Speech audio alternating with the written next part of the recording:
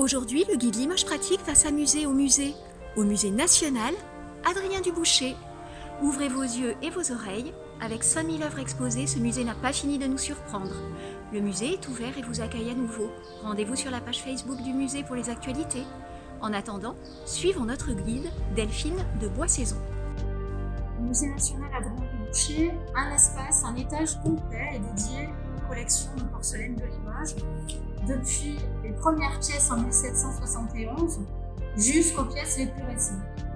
Cette garniture de cheminée est une des dernières acquisitions du musée. Elle a été acquise en 2018 et elle est due à la manufacture Michel et Valin, qui était une manufacture de bronziers. Ils faisaient des bronzes à Paris et sont venus s'installer à Limoges pour produire des objets décoratifs en porcelaine.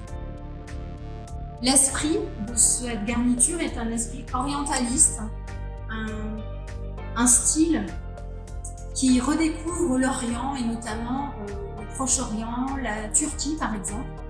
On le voit notamment avec les peintures qui flanquent les vases ou avec la sculpture du personnage à cheval. Ce service est la dernière acquisition du musée. Il vient d'être installé il y a une dizaine de jours pour la réouverture.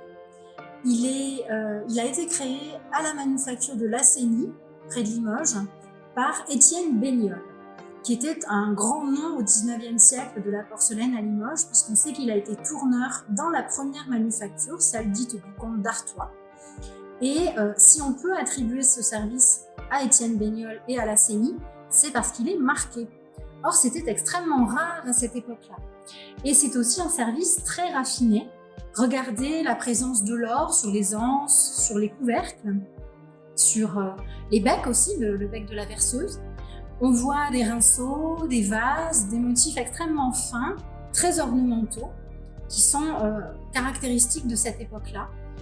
Parmi les œuvres emblématiques des collections du musée figure ce surtout aux échassiers. Un surtout, c'est un centre de table. C'est un objet qui sert à décorer le milieu de la table.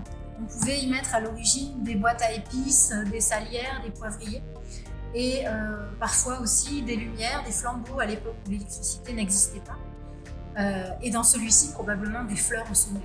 Mais ce surtout-là n'a pas été créé pour être vendu, mais pour être montré.